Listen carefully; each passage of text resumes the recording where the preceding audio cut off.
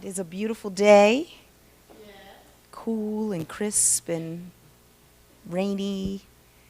Thank you all for coming, that's for sure. You know, this is our fourth installment of our Healers series, the fourth and final installment of our Healers series for this year.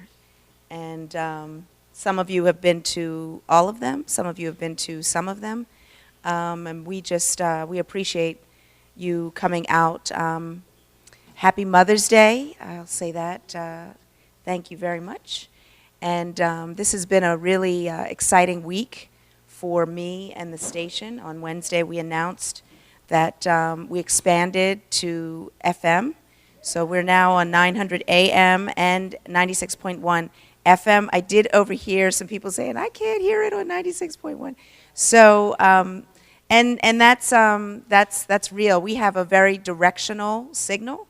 Our antenna is very specifically targeted. So there's certain areas of the city that don't get the 96.1 because we have to protect the other stations that are on that frequency. And if we interfere with those stations, then we have a problem. They could potentially not just fine us, but could, I guess, take back we wouldn't be able to broadcast on that frequency. So we see this as like step one in our FM expansion. So stick with us. You know, I drive through the city all the time, and I'll make a turn and I can't hear it. I'll make another turn and I can't hear it. But this is step one. Our goal is to continue to tweak, continue to add so that our signal and our coverage does continue to grow on the FM. But if you can't hear us on 96.1 FM, you can still hear us on 900 AM. You can hear us on our app. You can hear us through our website. And so there are lots of options. But at the end of the day, the expansion onto the FM was a big deal for us as a company because it is a symbol and an example of growth. No matter how you cut it, it's a symbol. Whether you can't hear it on one street and you can on the other. It is and for me personally, it was like a real accomplishment from a business standpoint. You know, I had to do a lot with my team to come to this point. So just personally, it has been a real satisfying development. You know, when you set out to do something and it actually happens, you know, that's kind of cool. So I'm very happy. Thank you. Yeah. So today I'm so excited that Beverly Toporowski is going to be spending the next couple of hours with us, sharing her wisdom and her insights. As you know, some of you were here last year. She's a physician. She's an MD, and she's also an energy healer. And she is just a real, honest-to-God healer. You know, she really is from kind of the tip of her locks to the soles of her feet. She is emanating healing energy. And I have had the privilege of working with her one-on-one and in groups, and it's just really been quite powerful and transformative to me. And so I just want to thank you for coming, Beverly and Dave, who is the beautiful artist of the work here. And so I'm going to turn it over to Beverly to take it from here. So thank you all again for coming. Thank you. Thank you, Sarah. It's an honor to be here again. I really, really enjoyed myself last year. I know that Sarah is always working, and she talks about being a healer, but she's a healer for this community. And I'm just really grateful to be able to work with her and to be a part of what she's doing. So as she mentioned, I'm Beverly Toporowski. My background, obviously I'm a family physician, and my background is also in energy healing. And I'll describe just briefly. I won't go into as much detail as I usually go into about the energy healing and the science of mind, which is also part of my training, because I want to go a little bit deeper today. And we have a smaller group, which I think is good because, sometimes the smaller the group, the deeper you can go. So hopefully we'll be able to do that. I enjoyed myself, as I said, last year. I was able to convey some concepts and some things that I hope everybody understood and took something away from it.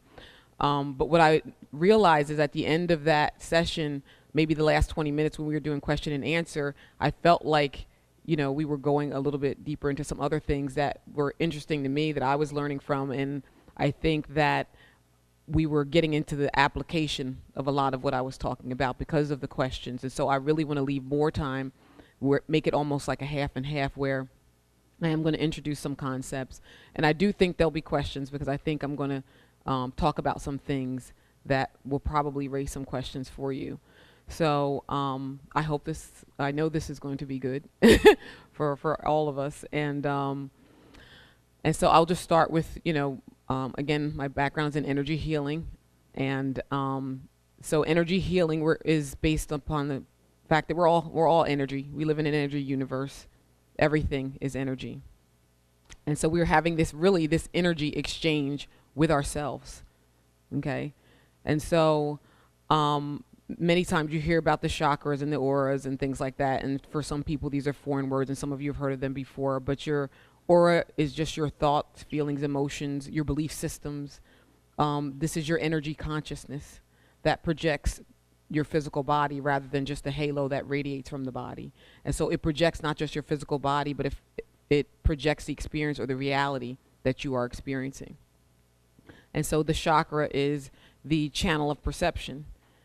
Okay, so the channel of perception is what you believe based on what happened before, what happened in your childhood, what other belief systems that people have put in your mind that you are now, that is now active in your consciousness and creating in your consciousness. And so your channel of perception is your worldview.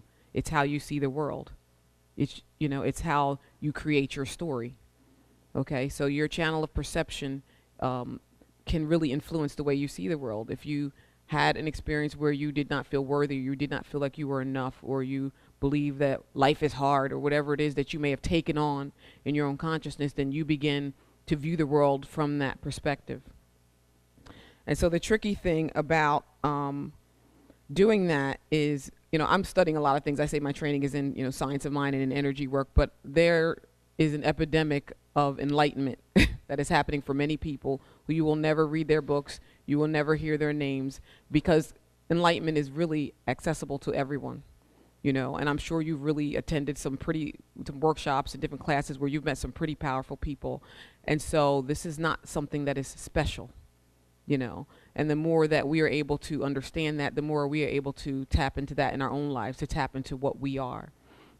And so I'd been studying a woman, her name is Regina Dawn Akers, and can talk about her later.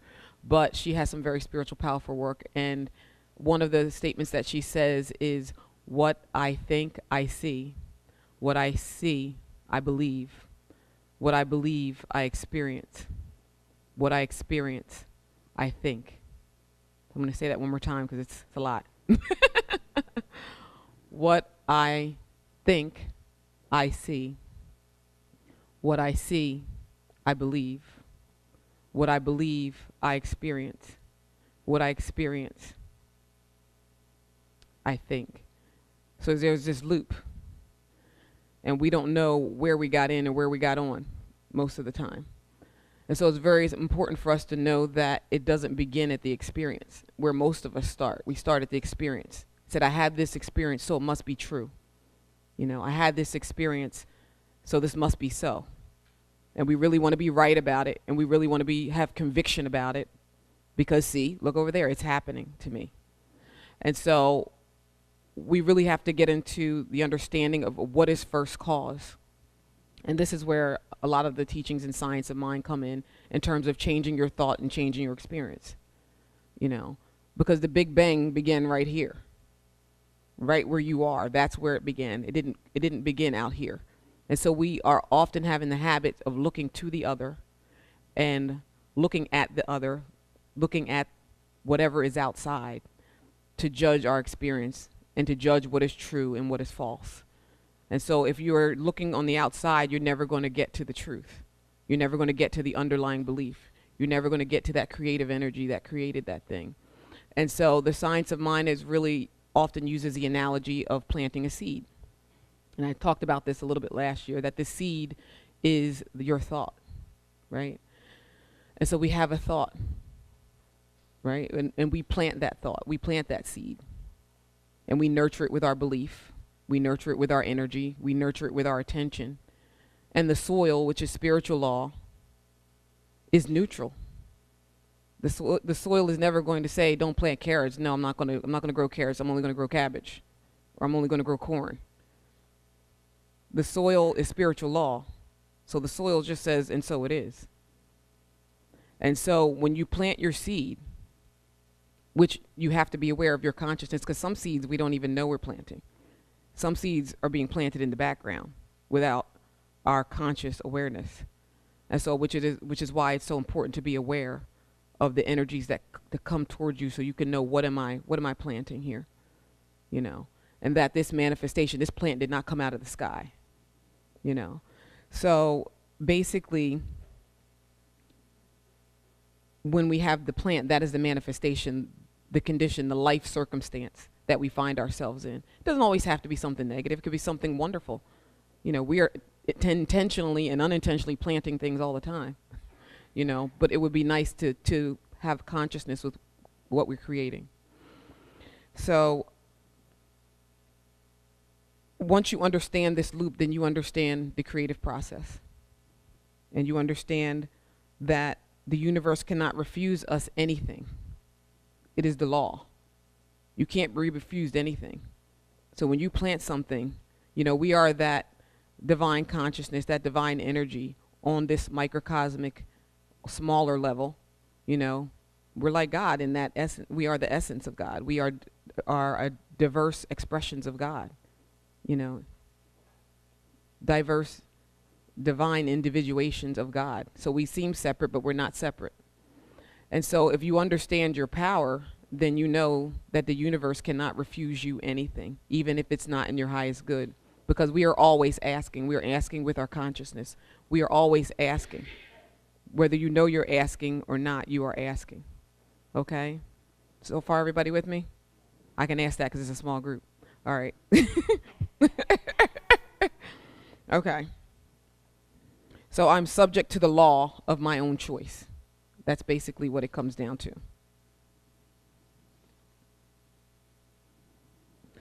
So my intention is just not to share concepts, although I am going to be sharing concepts, but I really want to get down into the places, especially culturally, where we find ourselves stuck, you know, because of so much that's going on in this world, in this condition, in this outpicturing that we are having, because it is an outpicturing. There is no them. There is no out there. That's a hard one, right? There is no out there. Okay? So there is this me, and there is this me-verse, and then there is this universal consciousness of which we are all a part, and we are all one. But within that, I'm responsible for this. I'm responsible for my contribution to the universal consciousness that is happening. And I can have more impact from that space than I could ever have in the doing that we do. Not that doing has no role, not that doing has no impact, but I can do more from the aspect of my consciousness that I could ever do in my doing. Okay? Got that so far? All right. So I'm going to give the analogy that Regina Dawn Akers often will give is that of how we clear our consciousness. So you have to consider you have this jar, right? And there's mud at the bottom of the jar. It's a jar of water with mud at the bottom. And so what we're going to work on is looking at the daily disturbances that come up each day. Some of them very mundane, you know, somebody cut you off in traffic, to, you know, the stuff that we've been carrying around for maybe months or years even. And so we're looking at this analogy of this jar with mud at the bottom. And so what this disturbance does is it shakes the jar. And then we lose our clarity, and we get lost in the story, and we get lost in the pain, and we get lost in the confusion. And we don't know what's true, and we don't know what's false. And so what our tendency is to push the mud back down so that we feel better. It feels like clarity, but it's not clarity. You're just trying to get your peace back by any means necessary. And so rather than diving into the pain, clearing and healing, we usually will push the mud back down. And so when we do that, we never really clear or heal. And so what happens, the next disturbance just shakes the jar up again, and then you're back where you started. And it seems like there's this recurrent theme of pain and suffering that happens. And because pain and suffering is uncomfortable, and because we have so much judgment and guilt and self-blame, and it's really hard to, with a naked honesty, to look at what's happening and look at underlying belief, it's easier to push it back down.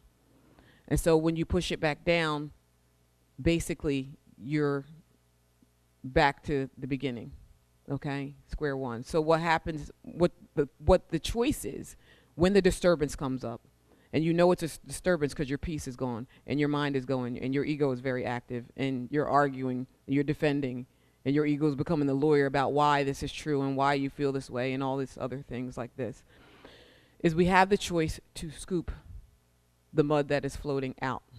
We have that choice to scoop it out. You know, we may not get all of it, but that which has been disturbed and is floating around, we can push it back down or we can scoop it out. And then when you scoop it out, you are increasing your clarity, that every time something else comes up, you will see the truth of what is happening. You will see the truth of what you are in that circumstance. And then that circumstance does not have as much power as it seemed to have in the beginning. Okay, so we have to look at what is it that we believe about the circumstance that comes up. What is it that we believe? Do we believe in a kind universe? Do we believe in a benevolent universe? Do we believe in a benevolent God? What do you believe? You know, so these are the things that we have to question within ourselves. And so because so much suffering, as I said, is about the other, we really, and this is the hardest part for a lot of people, because we can really prove anything we believe. We really can. You know, we're really good at that. But because we are so attached to the other and what's happening out here, it's really hard to see what is false. You know, because you'll hear me talk a lot about condition. Condition is just your life circumstance. You know, in Science of Mind, they use that word a lot, condition, because we like to add adjectives to what is happening to us, right? There is a happening that is happening, and it is happening in this space called you, but the happening is not you, right? But we like to attach to that. And this is what causes us to suffer, when we start to attach to the happening. And so when I talk about condition, I say condition instead of, you know, I lost my house, I'm getting divorced, I'm doing this, you know, my kids are suffering, or whatever is happening. Condition, because it is neutral. You know, and the moment you begin to judge it, it becomes real. The moment you put your labels on it, the moment you start to attach your stories to it, it becomes real. And the moment you start to believe it, it becomes real. You know, we can look at the happening, but we don't have to believe it. We don't have to go into denial either. What's happening is just happening. It is what it is. But we don't have to believe it. And we don't have to make a self out of it. Right? So that's right now what I want to say about condition. The other thing I want to talk about is separation. About the fact that we feel that we are separate, and that what is happening in our lives is separate from us. You know, and when we claim responsibility for what comes into our space, there's no blame. You know, we have a lot of guilt, and we have a lot of belief that we are not innocent. And so in separation is really a belief that we could be other than what we are. You know, if you could think of this human experience as a what if, that you said, what if I could be separate from God? What if I could be separate? What if I could suffer? What if I could be sad and lonely and depressed? What if I could have this experience called disease? What if I could, these are all the what ifs. And then what happened is, as we incarnated into this experience, this is the beginning of separation. This is the answer to the what if. Only we forgot that we asked the question. Right? We're not separate. If you have a what if scenario, aren't you just dreaming? Aren't you just saying, what if I did this and this happened and that happened and the other thing happened? And then you forgot you asked the question. So we can never, ever, ever be separate from God, from spirit, from the creator. We can never be separate. We can never be separate from one another. So by definition of being in this reality, being in this human experience, this is the experience of separation. And so when you are looking at your life circumstances, you cannot look at it separate from yourself, in that it came from somewhere else out of the sky. That's impossible. But when we're looking at that, the tendency is to be, well, I must be a dummy. I created this, or I must be, why would I have done that to myself? There's this judgment that comes after that. And the judgment is really just a distraction from the truth. When we judge ourselves for the errors that we make, the judgment in and of itself is a distraction. The truth is, we couldn't change our innocence if we tried, no matter what we did. The most heinous crime. You cannot change your innocence. You cannot change what you are. You can only imagine it, which is essentially what we have done. Does that make sense? Is that a hard one?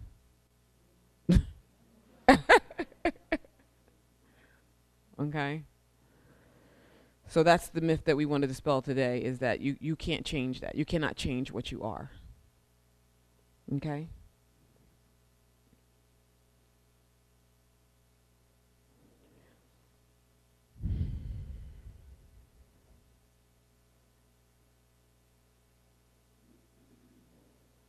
Okay. The other thing I want to talk about is creativity and creation. I talk a lot about being, creating and manifesting, and how mind is creative. I want to talk about another way of looking at that, and that we are not creating really anything.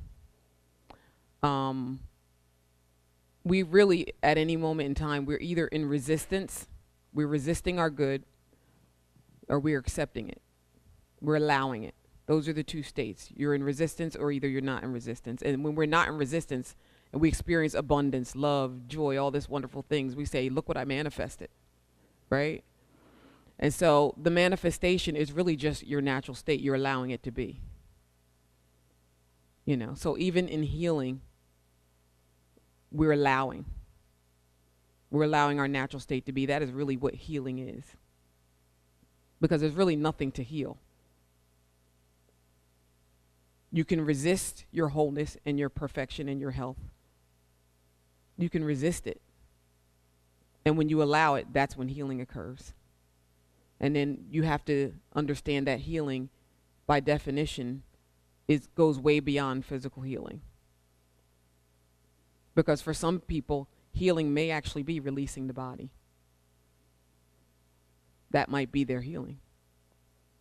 And so it's just looking at things from a different perspective. And knowing that when we say that we are creating or we're manifesting something, that we are just allowing our divine, natural being to just be. And that is what we're doing. And so we're not having special manifesting powers. We are just allowing what is true, to come through and to be what it is. Okay. So this work called inquiry, which I'm going to go into a little bit, can be difficult.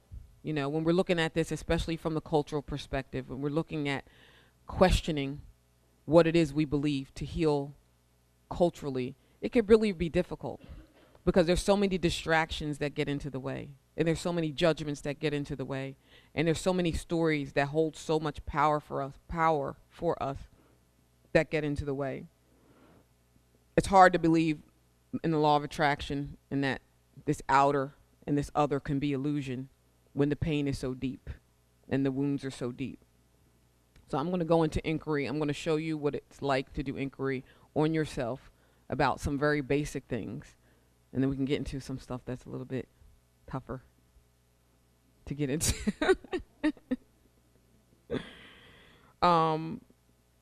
So this work is for everybody, but when there's a cultural connection to pain, it may be harder to believe, like I said, in the law of attraction.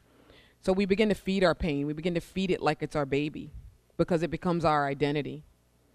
We carry it in our bodies, and we even give it to our children to carry, even when they show no awareness of what struggle is.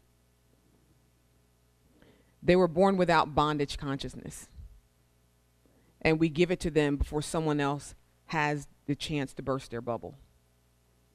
And so we have to ask ourselves, how is that working for us? And how are we helping them by doing that?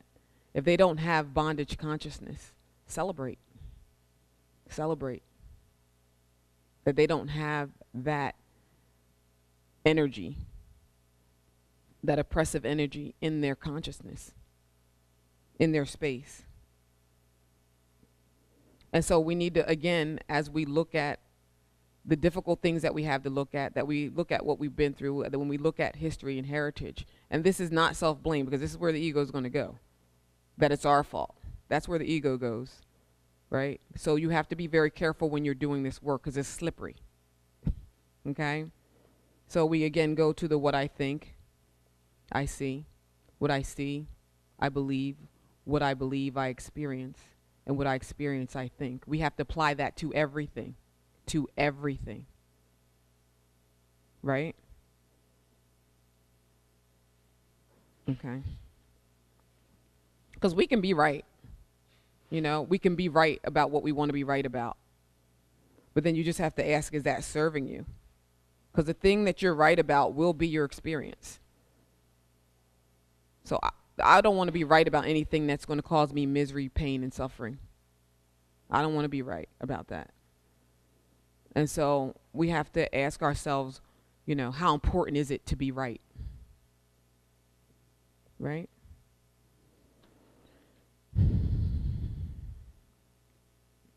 So here is a practice of inquiry. I look back at it now and I laugh, and it wasn't that long ago, so it's not like I'm looking that far back. But this is just a personal experience I went through. My husband can attest to this. So the practice of inquiry is bringing up something for yourself, and you don't have to bring it up because every day we're disturbed by something. There's some disturbance that comes to us every single day, no matter how small or how chronic or how deep-rooted it is. There's something there to pull from, so you don't have to go digging around for something to do inquiry on. It's all around us. And so you basically, the journaling exercise is really, you allow yourself to have whatever is happening. You know, don't go into this spiritual minded bypass thing. You dive directly into it with all of the anger, blame, if it's sadness, you know, exploitives, whatever it is that's coming up, you just really be completely in it, completely in the story. Allow yourself to have it, because you're not going to move through it unless you have it. You have to have it. Okay? You can't close your heart down and try to be above it. So wherever you are, be fully there, and you just completely let yourself go. That might be a few pages, who knows? But then after that, you go into the why. Why am I feeling this way? And then you'll have part of your story will trickle in. And then you're asking why again.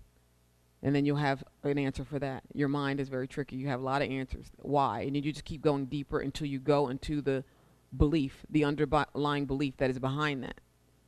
So was my situation. My daughter was struggling in her math class. She's 8 years old, by the way. And no matter how I tried to help her, and I'm a math tutor, so I'm thinking I'm going to save her. It's going to be okay. And no matter how hard I tried to help her, things were just getting worse. You know, it was like F, right? So being a person that I am, that growing up, a lot of my pain was around recognition. And a lot of my academic achievements were my savior. In a sense, that's how I got attention. That was how I got approval. That was how I became visible. So that's how I got love. And that is how the universe embraced me in my mind. So this is survival. This is life and death I'm talking. Okay? Just to give you the background of why this was so big. So I was distressed beyond reason. I began to stress her out. And I said, I got to do something. I'm like, she's 8. So I stopped to do inquiry because this was really taking me down. I knew that the work that I had been doing, that this struggle, with the work that I've been doing on myself, that this struggle was mine, it was not hers. And this condition was showing up. And my jar was cloudy. And I could push it back down and strategize about how we're going to go at the math this way and that way and upside down, and we're going to make this work. Or I can clear up my stuff that was coming up for me to be healed. Because many times we think that spiritual healing and spiritual guidance is, voice whispering to you in meditation, or we think it's an insight that drops from the sky. But I'm going to tell you the most powerful form of spiritual guidance is your disturbance. It is your disturbance. It is your peace being disrupted. Because you've been asking for this healing. And Spirit is like, you ready? Are you ready? And so what happens is that was mine to clear. That was mine to heal, And condition is nothing but a prop that my mind has made up and created because I'm ready to heal this piece that has come up. And it keeps coming up. And you notice that in your lives. You see the same themes. They keep coming up. They keep coming up. They keep coming up. The jar keeps getting cloudy with the same kind of stuff. It's the same mud, And so you have the opportunity to heal that. And as you can see, it requires brutal honesty and self-accountability. So here's the rest of the inquiry. I ask myself, why am I so upset? Well, she's bringing home Fs. Why are you upset that she is bringing home Fs? Well, she could fail math. So what if she fails math? Well, that would mean that she's going to suffer. Why is she going to suffer? Because this will define her, and I don't want this to define her. So why would this define her? Because grades equal self-worth. So what if this defines her? Well, that would mean I'm a bad mom, which means I'm bad. So you see how you can go down beneath the intellectualization that we do around why I could defend my story. Well, of course, everybody knows that you fail math, that's not good, I could defend my story, or I can go deeper into my own issue. And so if I look at the belief is I am bad. A lot of people have that I am bad belief. I am bad, good grades equal self-worth. The universe is not kind and is not supporting her. Therefore, she is not aligned with her own divine wisdom. How could that be? And so as I get deeper into it, I could feel the release coming, because I know at this point, this has nothing to do with her. And it's amazing sometimes as you clear out your own stuff, the condition starts to appear like a mirage. It just goes away. And it's kind of like, okay, that was all me, right?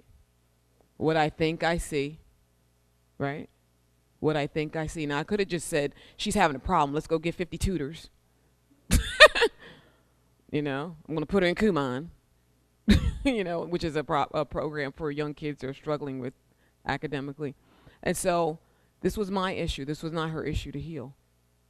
It was showing up as her. And as soon as I stopped doing that, her grades started getting better. Anyway, so I know my children, I said, are healing me. My issues around perfectionism, control, self-worth, these are all issues that are very deep-seated for me that I needed to heal. Does anyone have any questions so far about that? About the process of inquiry? Okay.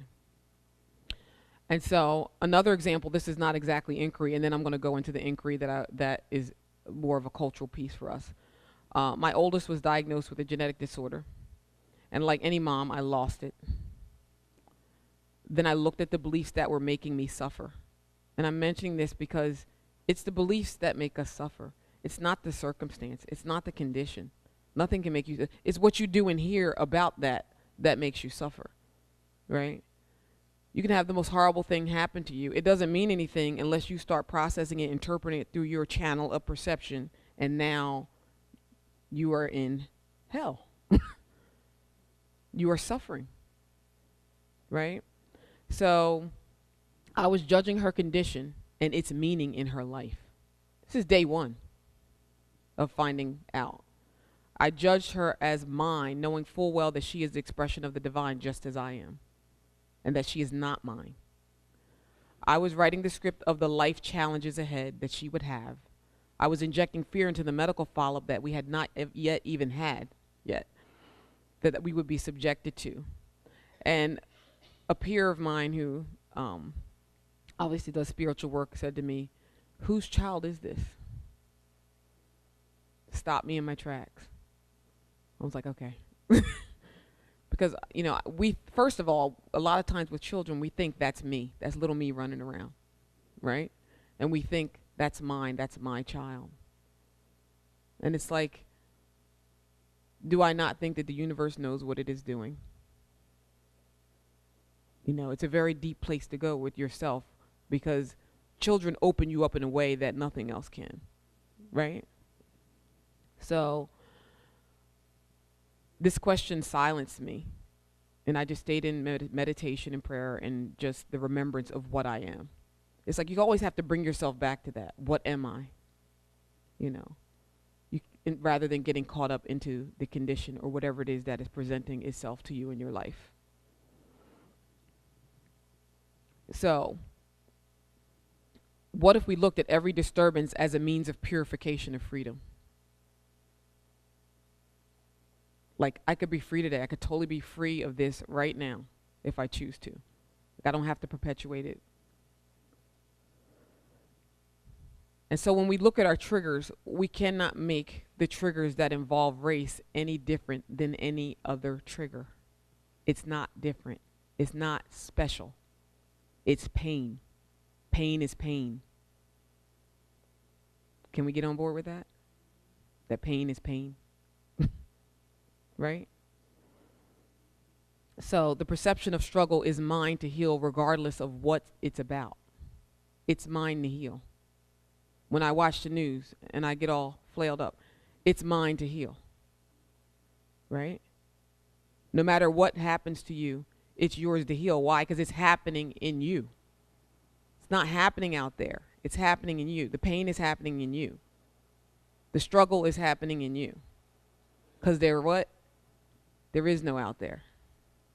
Right? Okay. So, when we heal that piece in us, we are healing global consciousness when we do this. Right? We are healing global consciousness, but I still have to do my part. So, it's important that I own this place in me that needs healing and attention, whether it's my children, my job, my partner, the economy, Trump. Racism. It's still happening right here, isn't it? The disturbance is happening here. So what everybody else is doing is really not my concern. And I often tell myself, stay in your lane. Stay in your lane, which is really important. Because really there's only one power, right? Everything is one. The same power that makes you sick makes you well. The same power that makes you impoverished can make you abundant. Right? So look at yourself and ask, am I suffering? And if I'm suffering, what do I believe? And when you find out what you believe, why do we have such a conviction about this belief? There's a conviction that is backing this belief. A very strong attachment that's really difficult to let go of. So I'm going to apply this inquiry to what it looks like if we were to do it with something a little bit more general but specific that involves us, culturally, what we perceive is going on outside of us. So we could apply this to anything, on the news, what things we watch, famine, police shootings, genocide. I mean, you can pick whatever you want. There's so much, but I'm specifically going to hone in on some of the cultural aspect of this, where we tend to get stuck. And I'm not going to go into the rant part because we might not ever leave here.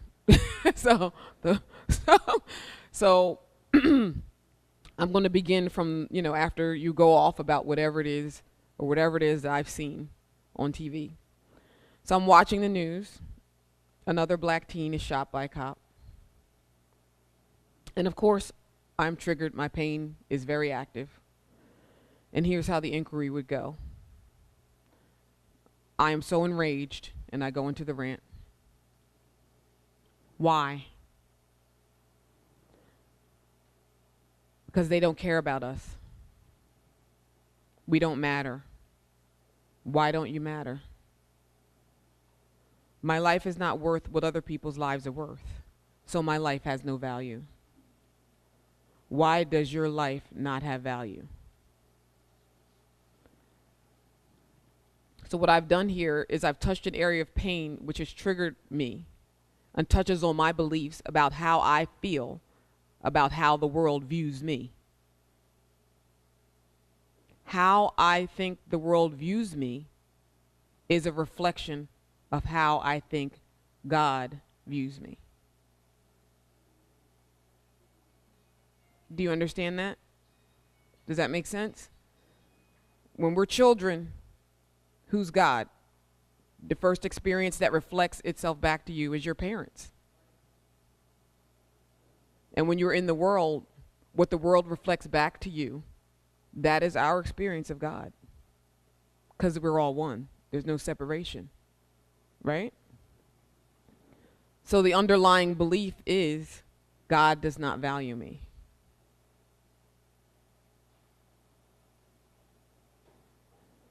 This is what decades of oppression can make you believe. If you don't know where you are and that what I think I see, what I see, I believe, what I believe I experience, and what I experience I think. If you don't know where you are in that loop, then you will come to the conclusion that God does not value me. Right? Because think about it. When things are going good, what do we say? God is good. Don't we?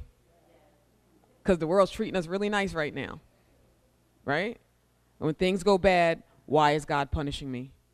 Why me? So it's not that far off from how we deal with life. What I'm saying, that underlying belief is, although for some it may be hard to make that leap. And this inquiry is a hard one because we want to go straight to the identity story. We're really attached to the identity story, the them story. And that's just really going to perpetuate the pain. Even though it might feel like it's going to validate you to do that, it's going to perpetuate the pain. Okay.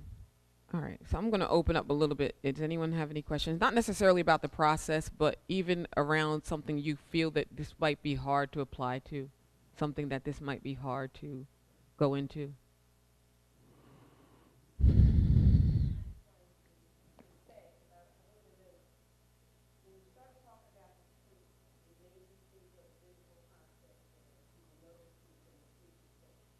Mm.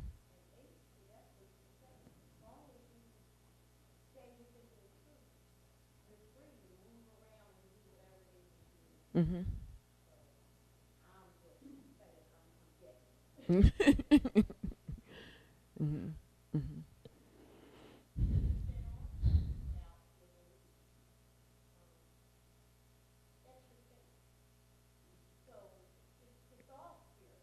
Mm-hmm.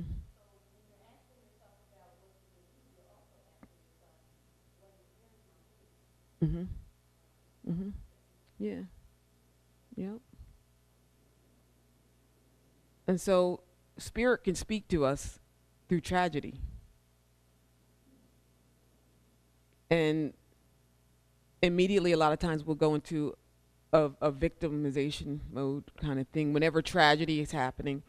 And not that it's not painful, and not that, we have to process, we need to process that, but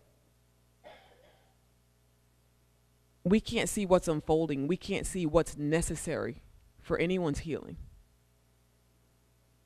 It's difficult to see or judge because, we don't know what anything is for, But the question is, what are you going to do with it? And a lot of times we've been doing the same thing with it over and over again. And for me, I think my children have been a eye-opener because they don't come here with that baggage. And so it made me think, so it's possible to not carry this. It's possible to not plug in or believe in this. How did it get this way? How did the consciousness, get passed down or inherited? And, because this world is changing so fast, and, my children, like I said, have only ever known a black president. So they're like, what are you talking about? Do you know what I mean? They've only ever known that until this. They've only ever known that. So they were born into the world where their president looked like them. Like, the bondage consciousness is not the same for them as it is for me. My only reference point is a white president. Say you could do anything anybody else could do, they're like, yeah. And and I'm happy about that. I think it's important for them to know their history, but I don't want them to be walking through it like quicksand.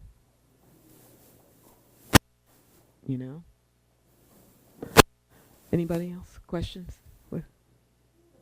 Explore it.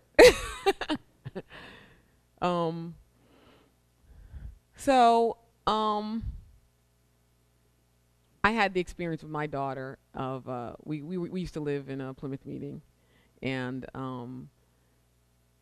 she was in daycare at the time, and I could see different things happening with her because we were in a neighborhood that was mostly white, and mostly white. The neighborhood was mostly white. We threw a birthday party for her, invite all her daycare friends. She'd be the only black one there. So it was like that, and we really wanted more diversity. And what I could see her doing at a very, very young age, like 3 even, or 4, she was the hair and this, I want this, I want that. But it wasn't coming from the same space where I'd experienced it from. And I was projecting my experience onto her of wanting to look like someone else. She just wanted to be like her friends. And I'm thinking she thought her hair was bad and this was bad. And no, I just want to be like Mike. Plain and simple, where I had a deeper history behind wanting to have straight hair or wanting to look a certain way. There was a lot of pain behind that. And she's just like, well, I'm the only one that's looking like this. I just want to fit in, period. I don't know about what else you're talking about. And that was a real eye-opener for me, that though she may have struggled to fit in, it didn't have anything to do what was in the back of my mind. And so, because she didn't have that bondage consciousness, she just didn't, and some of us just want to stay true to the struggle and slap it on them anyway. You know what I mean? And I'm saying to that, why?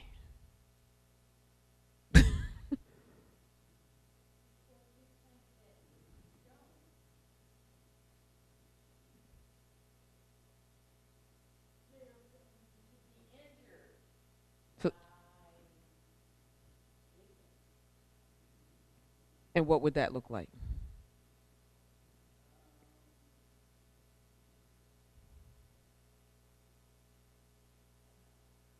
See, this is inquiry.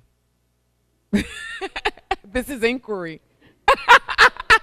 Because they're going to be injured by ignorance. So by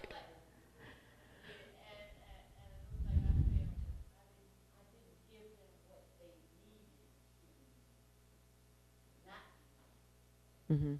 And what does that mean that you didn't give them what they needed? Mhm. Mhm. Mhm. Mhm. So then it becomes about, the I am bad belief. I'm bad.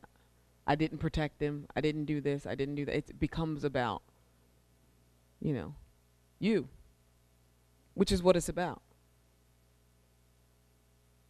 Because they're on their journey, having their own experience that we do. Hmm. And it's a belief that they're not safe, and we're supposed to protect them. Right. Right. So and it's a belief that you're in control. Well, you have to be in control to protect them. Can you protect them?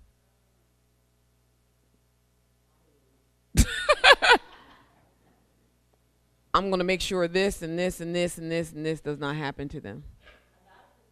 Hmm. Hmm. Hmm. A lot of the time, you can make yourself comfortable to the point that you feel that you've done all that you can do and that you've protected them. Right. So then we ask ourselves, do we believe in a dangerous universe?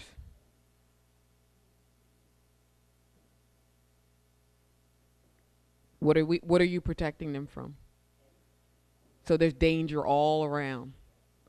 What I think, I see.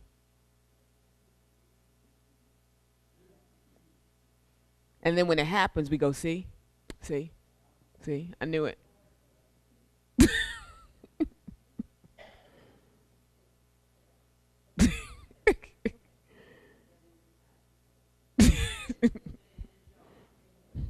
Take it out of the jar.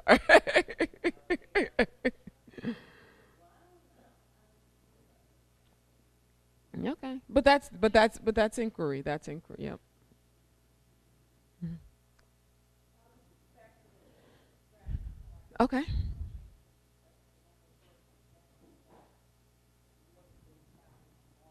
Mhm. Mhm. Mhm. Say that one more time. Right. Right.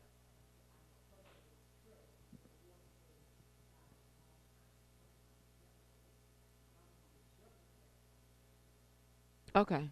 In terms of clearing that out,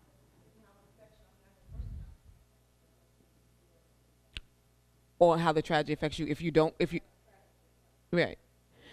So, when we experience, tragedy, on a personal level or on a personal level. Okay. So when you experience tragedy, I obvious there's a lot of pain that people go through. Whether you're losing a loved one or something's happened to you personally on that level. Um, there's always some conclusion that we draw from anything that has happened that's negative in that way. There's some conclusion that we draw about life, consciously or not consciously, about uh, through the experience of that pain. So sometimes when we're experiencing pain, we now have new beliefs that get put in place because of that, you know, that we are not safe, or that, some people can't trust happiness after something like that happens. And so we have new beliefs about, everything is temporary. Everything is temporary. Don't fully open your heart and have it, because it's not going to be here for long. Here today, gone tomorrow. We start to develop, beliefs like that.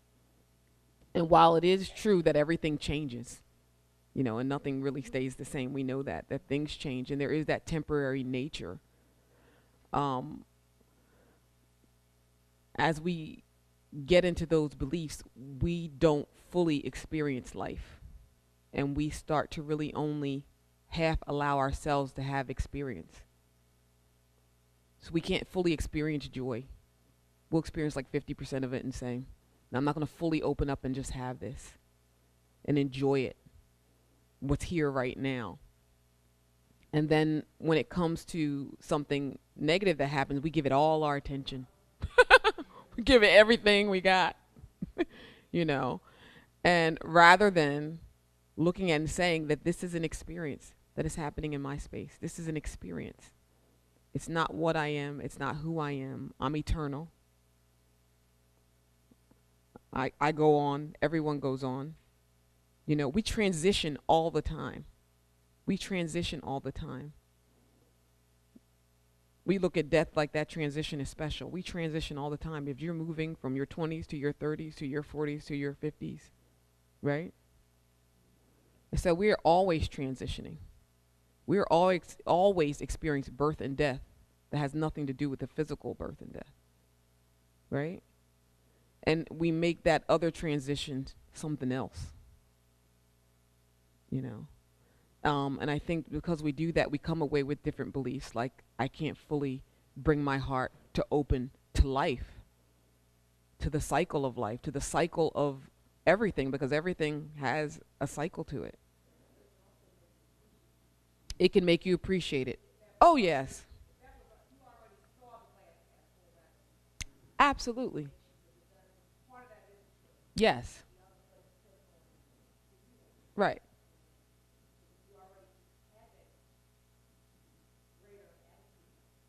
Yes. Right. Right, right. But if you are suffering, that to really understand what is your belief because of this happening, because happenings change us, conditions change us. You know, they change our whole consciousness, and now we're operating from a completely different worldview. You know, and I'm just saying, question it, question it, and then when you get down to the bottom, it always comes back to you. You know. And do you believe that everything is unfolding perfectly, you know? And if you believe that, then it makes it, I think, easier to allow what is to be. It's not that you can't have pain. It's not that you can't, that you have to deny anything that you're experiencing, because to deny it is to close your heart, you know? So you really,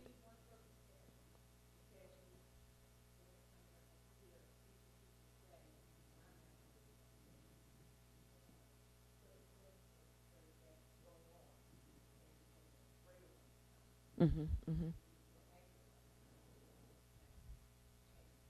Okay. Yeah. Yeah. I think that when you say the next change, you mean the next. Okay. Well, wait. Yes and no. I think that everything is unfolding perfectly and in divine order. I do believe that, but I don't think that one tragedy is preparing you for the next, necessarily the next tragedy.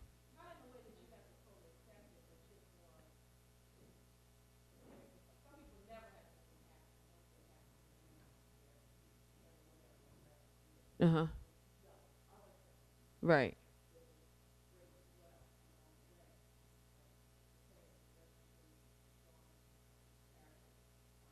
Right. Right. Right. I do think that there is growth and healing that occurs from tragedy. Um, I would pause at the preparing you for the next tragedy part, because I think that preparing you for your own healing and your own spiritual evolution, and in that there is an asking, to heal a certain aspect of your being, but it doesn't mean like, oh, I'm getting ready for the next one. As an example. Okay, yeah. So I do think that yes, there is healing, that is always happening in that for everyone. You know, even when you talk about death, when you look at how that trickles out to everyone around them, to the person who knew them the least, you know, to the person who knew them the most, there is a trickle effect of an unfolding that is happening around that we can never ever comprehend. You know. So yeah. Mhm.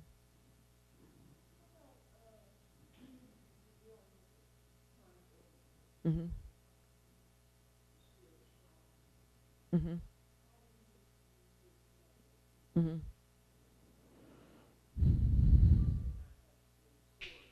Mhm. Mhm. Right. Right. And I think that when you're, and this might even be a different topic, but I think that when you're um, dealing with an illness and and you're in it, as you say, I think that there are different levels of,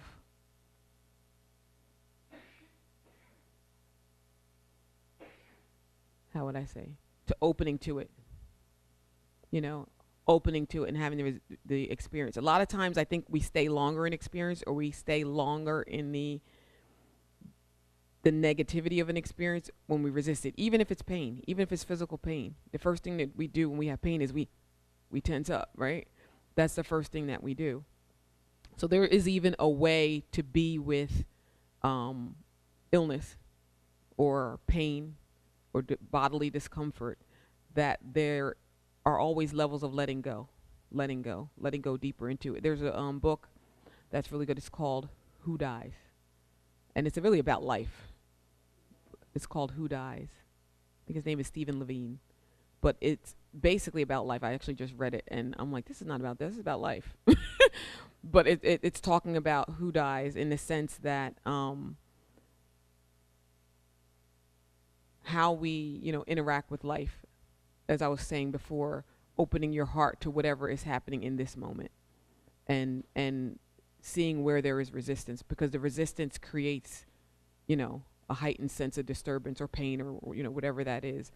But he has meditations in there around pain, around death process. There are meditations around any and everything, around letting go, around the temporariness of life. Like some of us are very guarded and our hearts are very much shielded because, we feel everything is temporary and we really don't trust the process and the flow of life. He has a meditation around that, just opening the heart and the letting go and go deeper into living and getting into the deeper core of what you are. So, I mean, that if that would be helpful, it's excellent. Hmm.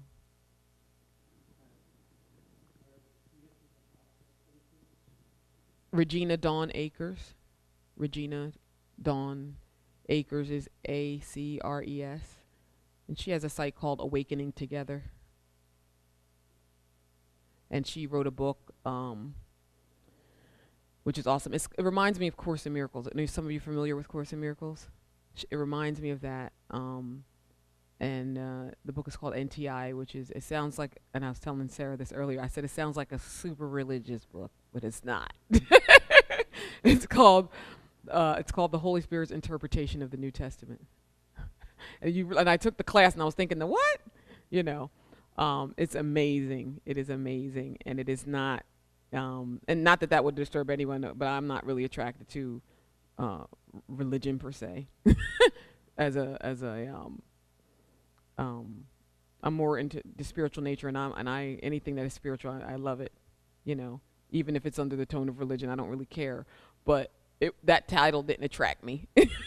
And then when I got further into it, I was just like, wow, this is amazing. This is very amazing.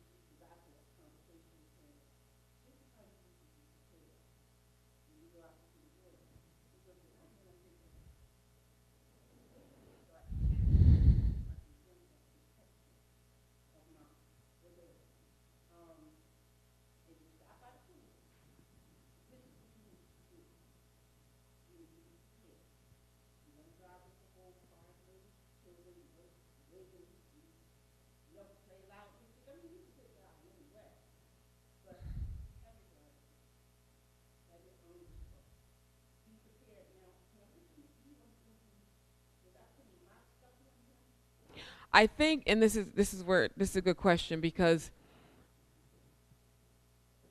I think that the energy with which you approach the situation means a lot. So if you're approaching the situation with fear and trepidation, and you're communicating to him through your fear that you don't live in a safe world, and you're not safe. You're giving him information, and you're doing what in your mind is common sense, right? And that's fine to do that, but you really need to be aware of what you believe and what you're communicating to him non-verbally, right? In terms of your energy and your trepidation about this could happen to you. I mean, just what is the energy behind the communication? I'm giving you some information that you need. Right. So if you're giving information, I don't think there's anything wrong with that. Because we're not denying anything. Like I told you, we're not denying any experiences here. But, what do you believe? There's this thing where we worry about our children. And I've said this before, worry is nothing, it's a negative prayer. So to be able to understand, what it is you believe, that when he leaves the house, where are you in your consciousness? When he leaves the house, in that car, yeah, where are you? To ask yourself, where am I? Am I at peace? Right? So that's more important. What you say and what you're communicating energetically and is in your field, it's more important where are you with that, so yes, give the information, but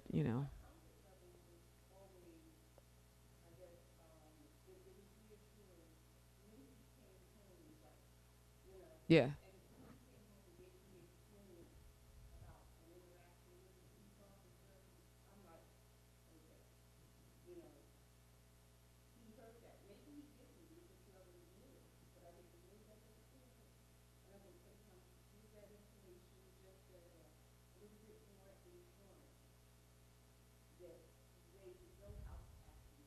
right,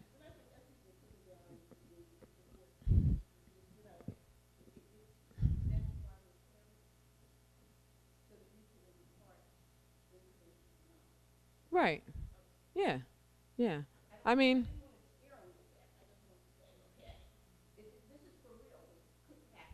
right, right, and yeah, well, the information, I mean, it's really discernment. It's discerning what's information and what's terror. Like I made when my children are young, I have good touch, bad touch conversation with them, but I'm not going to scare them into, and you can't do this and you can't, I'm not going to be in terror. You know what I mean?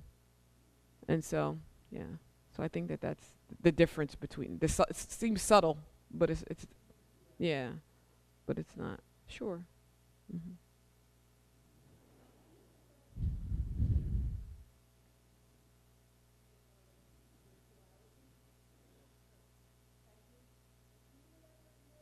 On disturbance as a spiritual practice, um, many times when we have a disturbance where something comes up for us, it is it is a spiritual practice, because usually what comes up for you is not a coincidence that it's up for you. You know, there's a saying, "Asking it is given," right? You heard that book? Anyway, so there's this asking that is happening, that we are having, that we want this wholeness. We want to come back to ourselves. We want to know the truth. We want to know what we are. In the core of our being, that is what we all want, whether we know it or not. And so these situations are coming up because they are opportunities for enlightenment and healing. You know, um, you don't know what you are until sometimes you don't know until you know what you're not, and you say, "Oh, I know I'm not that," and then you get clear, and then you get clarity. And so the situation comes up, or this disturbance comes up, because you've asked for it, right? You've asked for it. Now nobody's asking for it to get hit, but or anything, crazy to happen to them. But I've asked for clarity. I've asked for healing. I want to heal this. And so I had a person who come in to me the other day, struggling with her boss, who drives her crazy and is on her neck, and just bananas.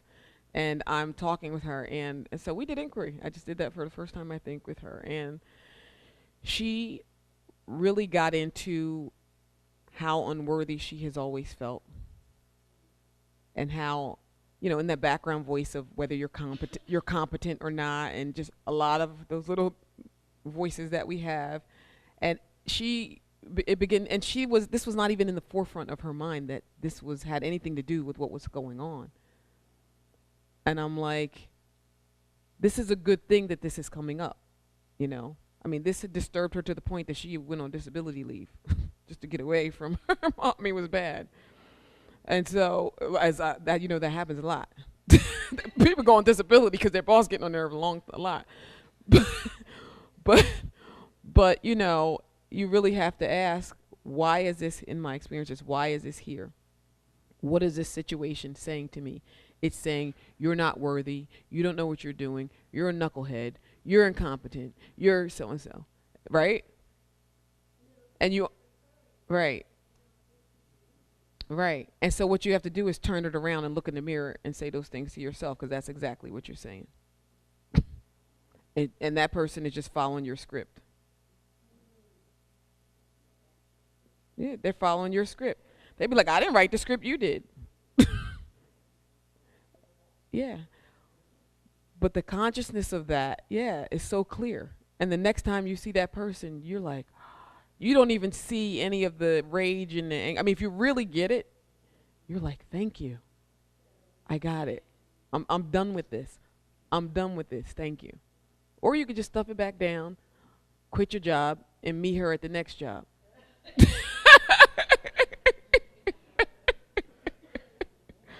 Be like you again. Right.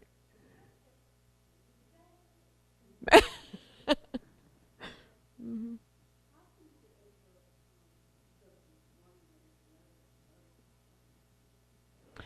I think, it's not a matter of, you have to again watch the judgment, because the judgment will say, well, you didn't really clear that.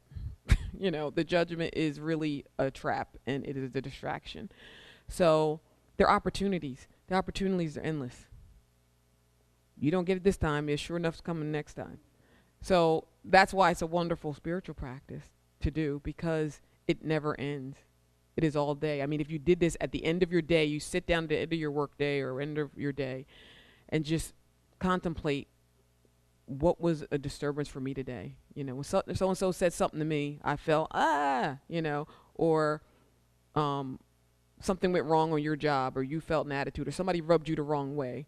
Those are opportunities, and they are endless. And if you only do inquiry on 2 or 3 things a day, you're doing a lot. And it's going to continue to come up, and you will see the results that, something goes right through you. There's nothing for it to hit. When you have that experience, when you have that trigger, there's nothing for it to. There's no button. There's no anything, because you see the belief. And there's something about shining the light of your awareness on something in terms of your belief system, that there's nothing to do. Because what we then try to do is say, oh, I got to get rid of that. I got to increase my self-esteem. I need to do this. I need to do. There's nothing you need to do but look at it. Because anything, it only has activity in the dark, because you weren't aware of it. And once your awareness is on it, it cannot act without your signing off on it. You understand what I'm saying? And so just the light of your awareness is enough to dissolve that consciousness that is creating sort of behind your back. You know what I mean? Okay.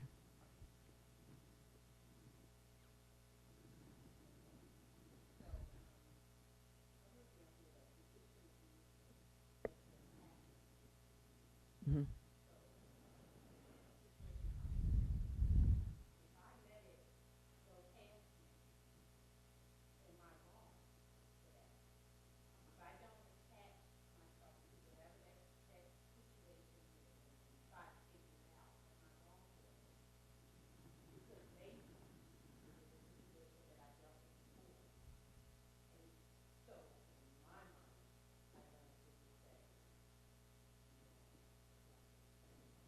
So when you say yeah, that can work, but just make sure you're not in denial or being above it. Because if you're attached, you're attached. So that's where the honesty comes in of, is there something left here? And if it is, it might only be 10% of it. Do inquiry on it, you know. But if you're truly not triggered, you'll see it coming, like you said, and sometimes it does go by. You don't attach to it. You don't have an emotional reaction to it. You're right. But I'm just saying, when you're doing that, make sure you're not just that there's something there. It just didn't, punch you at the right angle to get you to. So make sure that there's nothing left, But you'll know. You won't have to think about it. It's not a thinking thing. It's over. It's over. If you got to think about it, maybe there's something still there. Do you know what I mean? If you still have to process, did that bother me? It will be very clear to you that that's over. Yeah.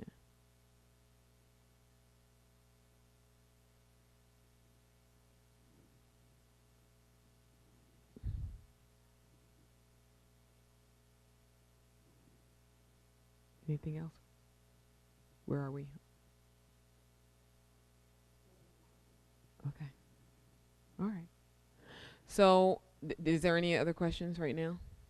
You sure? Okay. Okay. So another thing that can be really helpful is a mindfulness meditation. And that helps to just kind of anchor you in this process and through this process. So that's something that you can do every day. Is mindfulness meditation. It's a little bit different than meditation that you might be used to. I don't know if you've heard of mindfulness meditation. It's a little different. It's almost like pulling back to another level. Meditation, generally, you might have anchor on a focus point like your breath or something like this. So you're being the watcher when you're meditating. And so mindfulness meditation is a little bit different in that you are, what would I say? You are being aware of the watcher. So who is it that's thinking this thought? Who is it that's feeling this sensation? Right? You may be sitting and meditating, maybe you got a twinge in your back. Who is it that's feeling that pain? So you're stepping back even further. You're the watcher. There's a watcher and there's the experiencer, right? And then you're pulling back even further and you're saying, who is it that is hearing this sound? So the question you're really asking yourself is, what am I? What am I? And so Adyashanti, who's a Buddhist monk, and he does a lot of meditation and does a CD called True Meditation. Has an even further a meditation on inquiry that, if you're open, we can do now to end this session. Okay, so let me.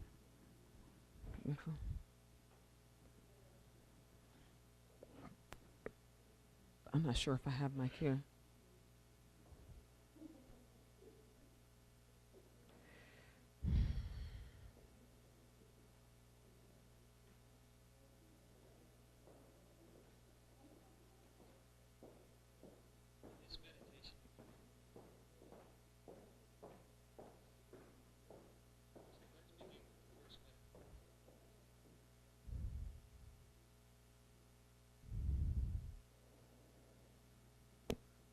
Oh, you ready? Okay.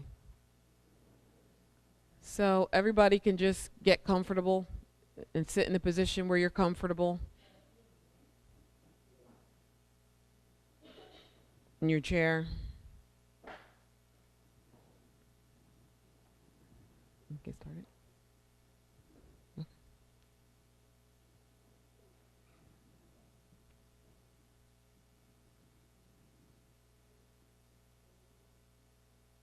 In this meditation, we're going to focus on meditative self-inquiry.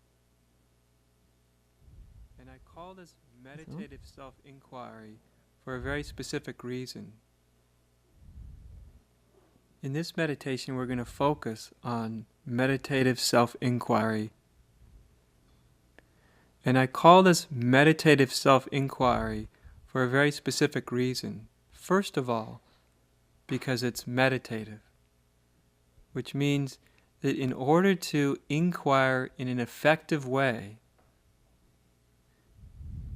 it's necessary for us to have a certain focus of attention, which means that we need to really be present and in the moment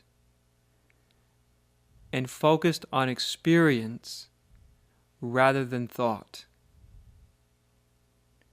Because in inquiry, we ask the question, who or what am I?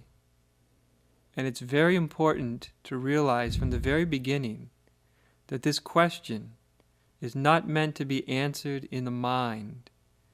It's meant to be answered experientially throughout the totality of our being.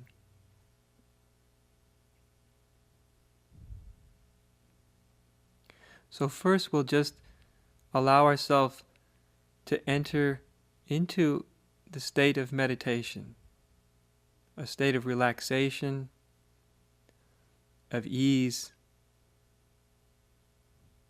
And as always, connect with yourself, with what you're experiencing right here, right now,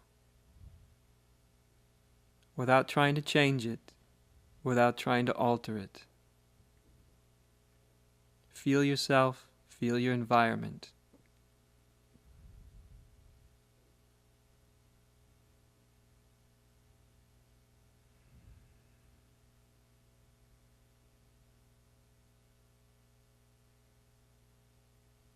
Letting the tension in the body let go, allowing it to relax.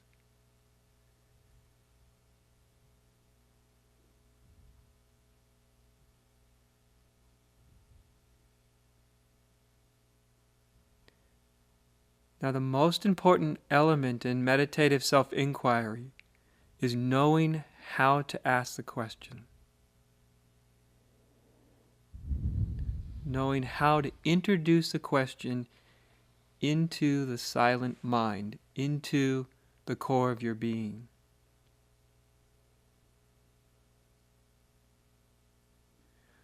So when we look and we observe and we ask a question, we're not looking for an instantaneous answer from the mind, but the question itself is actually focusing awareness. It's drawing awareness's attention in a certain direction. It's very important to understand this, lest the mind starts searching within its past experience for an answer. Inquiry is meant to open the mind, to provide a gap within the mind through which we can enter a deeper experience.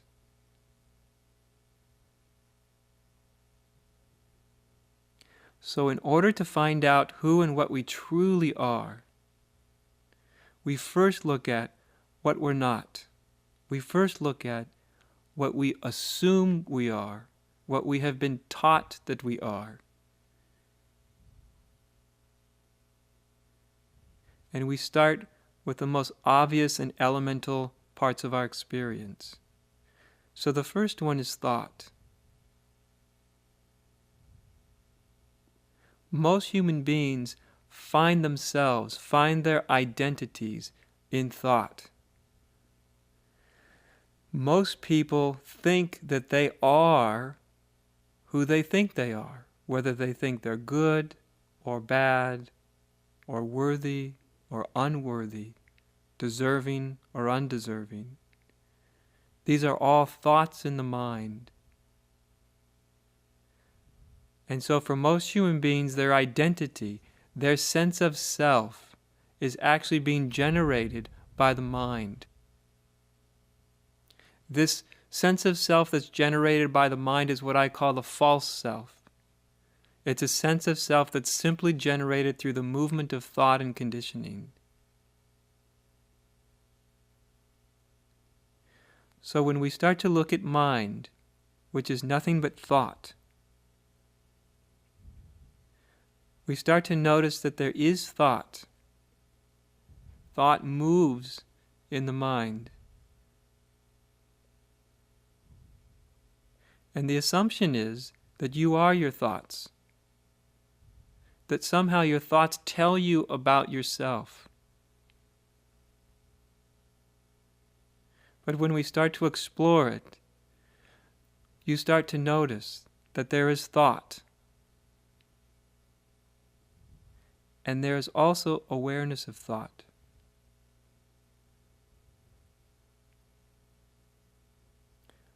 You'll notice in your own experience that awareness itself lies before thought. Awareness is there before any thought arises. Awareness is there to notice thoughts as they arise. Awareness is there when thought passes. And so you can see in your own experience that although there is thought, that there's also the witness of thought, and the witness of thought always stands prior to thought. And therefore you cannot be your thoughts. Thoughts happen and occur within you. Thoughts are not who you are. Thoughts do not tell you who you are. Thoughts cannot tell you who you are.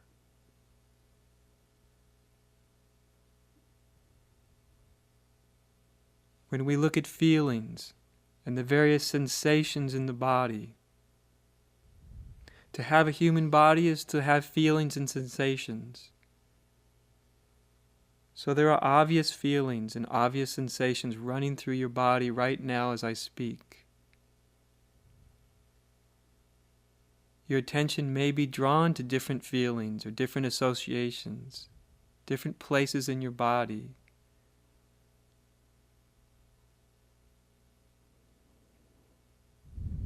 And generally, we are taught through our conditioning to identify with our feelings. So if anger arises, we say to ourselves, I am angry. As if I and anger were synonymous, were the same thing. If we are happy, we say, I am happy. If we are hot or cold, we say, I am hot or I am cold. And so associate ourselves with these feelings. But just like thoughts, although we can feel various things, many things, that there is something which is prior to feeling, closer than feeling. There is the awareness of feeling. And although feelings occur, there is an awareness that's prior to them. Feelings come, feelings go, but the awareness of them remains. And so obviously feelings present themselves, but we are not our feelings. Feelings just happen within us.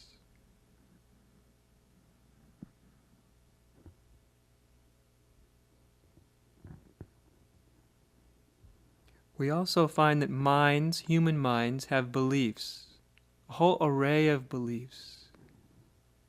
Beliefs about who we are, beliefs about others, beliefs about the world, beliefs about what's right and wrong, good and bad, beliefs about how things could be or how they should be, beliefs of an almost infinite variety. These beliefs float through our mind as conditioned patterns. We have been taught to associate ourselves with the various beliefs in the mind, to the point where we actually start to identify with the beliefs. We will say, I am a Buddhist, I am a Democrat, I am a Republican, I think this, I think that, I believe this, I believe that. And therefore, we start to derive our personal identities through what we believe and what we disbelieve. And yet through investigation, in a willingness to look again, to look closer, to look more deeply. At this moment, we can see that beliefs also are things that appear within awareness. That a belief is just a thing, just a thought. That a belief is not who you are. That a belief does not define you, or the world, or others.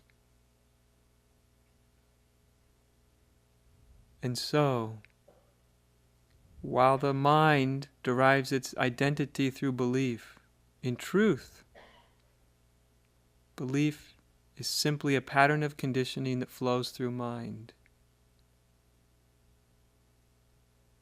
And there is an awareness that's prior to belief. There is that noticing of belief. And the noticing of belief is more intimate, closer than the belief itself.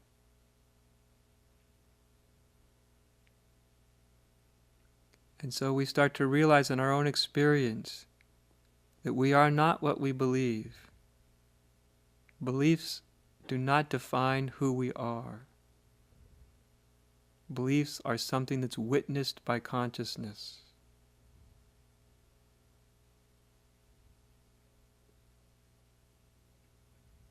And then we look at our entirety of our ego personalities. Every being, enlightened and unenlightened, has a personality, has a unique way in which spirit manifests as a human being. A personality is nothing more than a mask we wear. And sadly, most human beings are completely identified with the mask of their personality structure. They think they are their personalities. And this leads to a sense of separation, to a sense of isolation eventually. But when we start to see that personality is a thing that belongs to the body and the mind, that personality itself is something that's being witnessed from within. One can be aware of their personality. We can actually say, I am aware of my personality.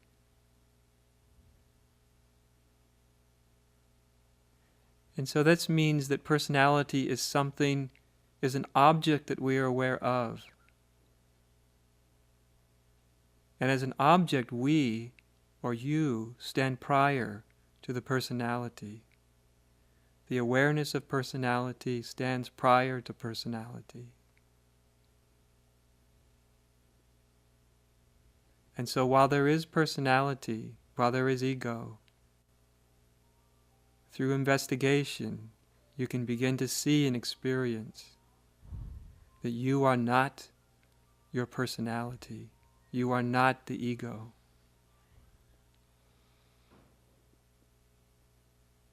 You are what's peering through the personality.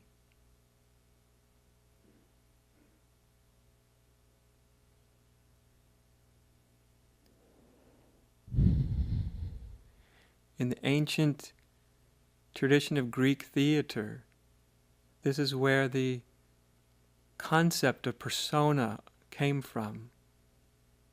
A persona was something that the actor would wear. It was a mask they would put on the front of their face. They would assume a persona. And then they would play the part in the play, acting out the persona's ups and downs and history and trials and tribulations.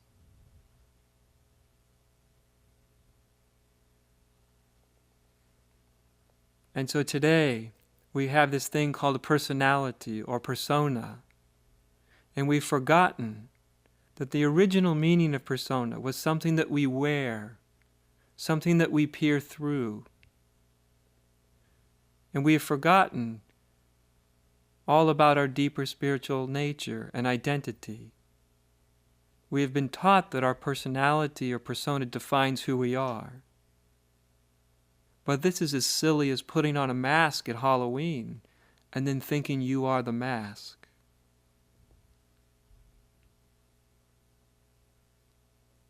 And so although there is a personality and an ego or a persona, awareness stands prior to it. Awareness wears the personality.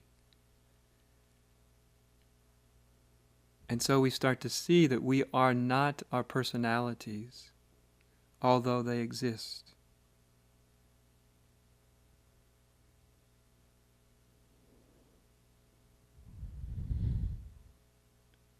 And so we are exploring what we are through exploring what we're not.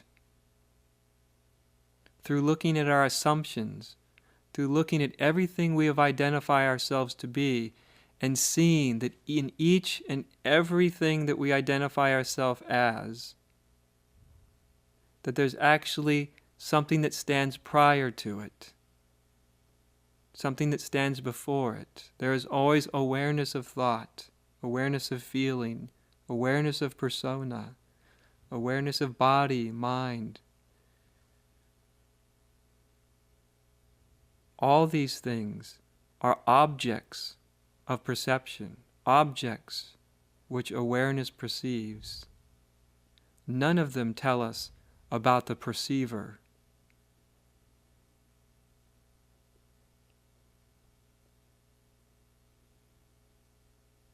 And so as we look deeper in a silent meditative way, we ask ourselves, what am I really then? What am I really at the core of my being? And we come upon, when we look within, behind all objects of perception, what we find is awareness or consciousness. And there we find the first assumption, the first illusion, that awareness is something that I possess. In fact, we say it in our daily language all the time. I am aware, or I am conscious. And we assume that it's true. We assume that awareness is something we possess. We assume that there's an entity separate called me who possesses awareness or consciousness. And so we bring meditative self-inquiry to this fundamental illusion, this fundamental assumption. Is there a separate self that possesses awareness, possessive consciousness? Is there a separate someone, a separate entity? And you look inside for yourself. Can you find who possesses this awareness? Can you find who possesses consciousness, the entity, the me?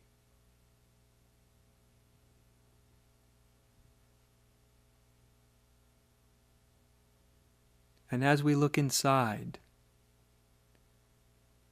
and look for this me, the one who possesses awareness, we can be amazed and bewildered when we don't find it. When this supposedly separate sense of me that possesses awareness is not there, that there is no separate entity. What's there is awareness itself, consciousness. And there is no one who is aware. Awareness itself is aware. This is a great discovery. Awareness itself is aware. Consciousness itself is conscious. No separate entity, no me behind it. As we begin to see this, we are contacting the core of who and what we are. As bewildering as this may seem to the mind, It's unavoidable in direct experience.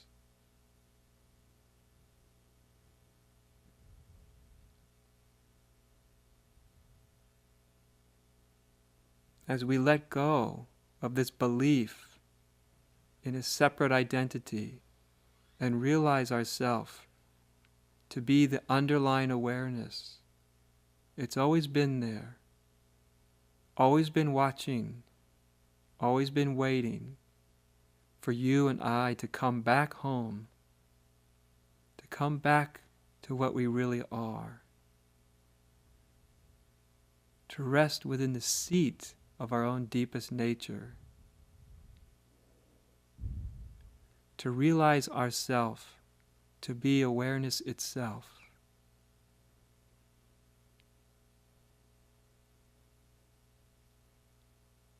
And we can explore this awareness. We can look in our own experience right now and here. Does this awareness have an age? Does this awareness have a gender? Is it a male awareness or a female awareness? Or is it simply awareness itself?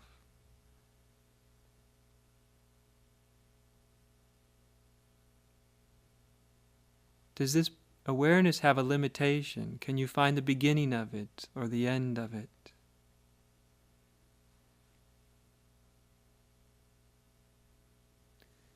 These are not questions meant to be answered in the mind. I'm simply directing your attention back to its source.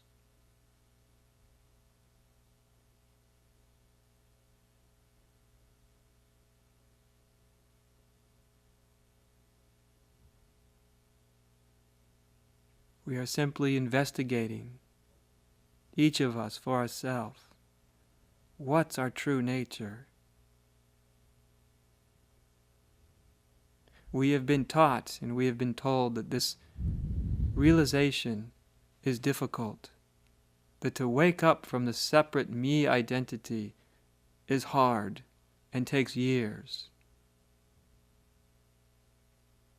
But all it really takes is a willingness to look into the depths of your own experience immediately, right away, right here, right now. And realize that what you are is a silent watching, is awareness itself, is what in spirituality has been called spirit, something without form, without shape, without gender, without age. Spirit is awareness. Awareness is spirit.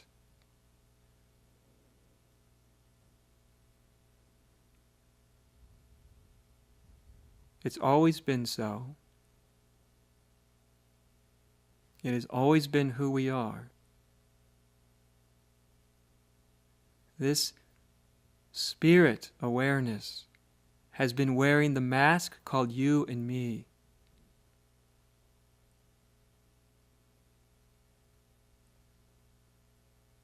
And like most human beings, we have lost ourselves and identified ourselves as the mask, as the persona.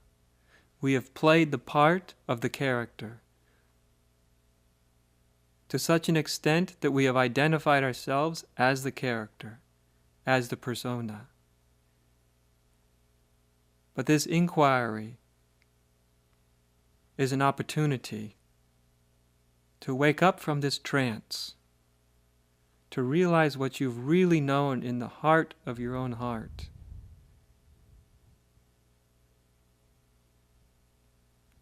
That this personality, these bodies, these minds are just a mask through which spirit awareness functions.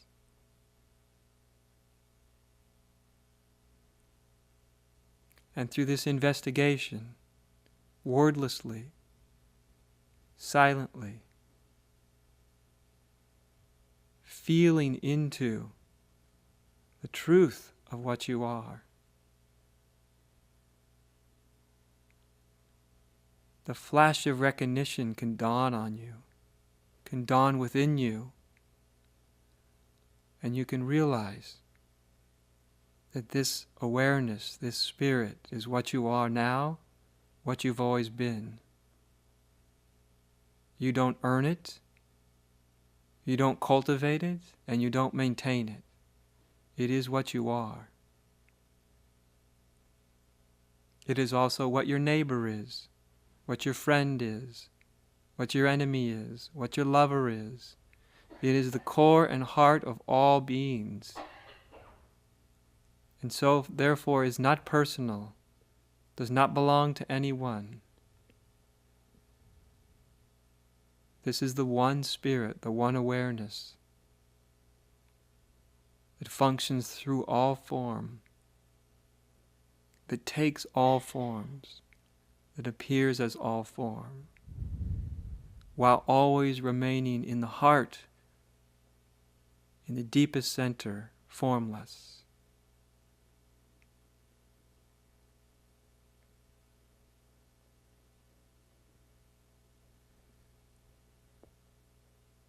And so this is an invitation I give to you to rest in the mystery of what you are, to give recognition to this mysteriousness of being awareness, spirit itself, to return to direct experience and not stay lost within the trance of mind.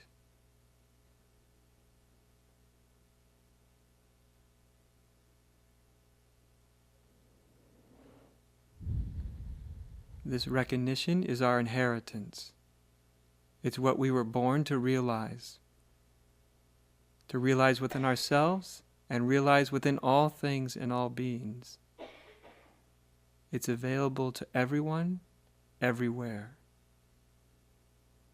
All we need to do is to be willing to look for ourselves, to inquire, to be guided and directed by our direct experience, and to awaken from the mind. Then there's a natural state of rest, a natural sense of freedom, a natural sense of ease.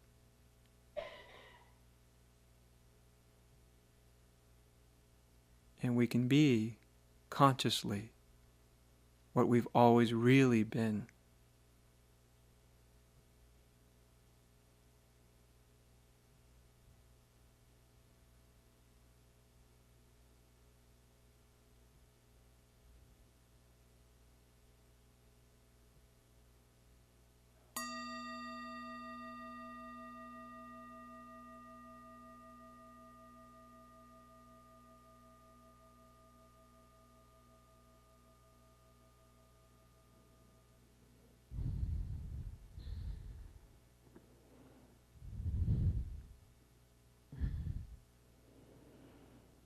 All right.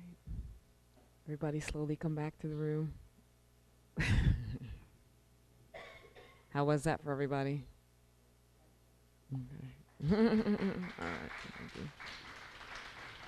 All right. Thank you again. Thank you, Sarah. And Sarah's coming too.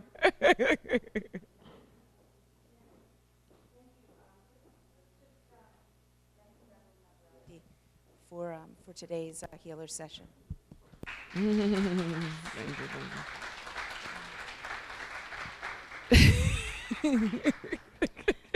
I kind of go in deep, man. So thank you all for coming. Have a beautiful rest of your day. As some of you know who've come to our healer series, we have a people of color. When I say we, I mean me and someone else. It's not a word thing. We do a monthly people of color meditation group on the second Sunday of every month. which is tomorrow, which is Mother's Day. It's my gift to myself that I will be there tomorrow. We meet from 12 to 1:30 at Springboard Studio in West Mount Airy, which is at 530 Carpenter Lane. It's in West Mount Airy, right near the Weaver's Way Co-op. And it's open to anyone. We ask for what we call Dana, which is an expression of generosity and gratitude.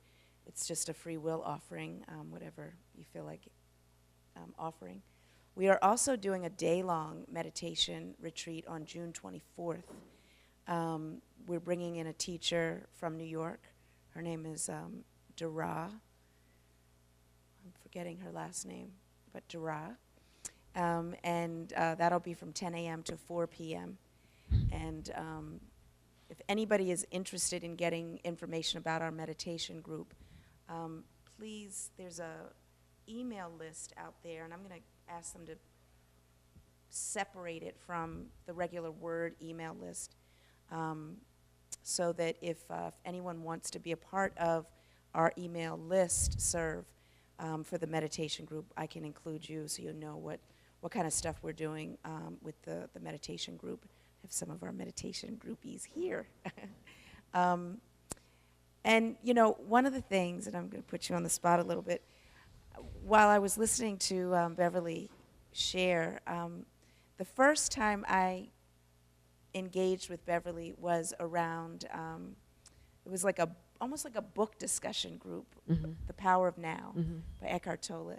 And I think it would be really cool if maybe we did like a book, like a spiritual book discussion type of group, because these concepts I find are so, you know, they're deep and they're, you know, and I think that maybe if we did some type of book and then, you know, kind of thing, I'm just kind of putting it out there. You know, maybe it could be kind of cool. Yeah. Yeah. Yeah. Right. Right.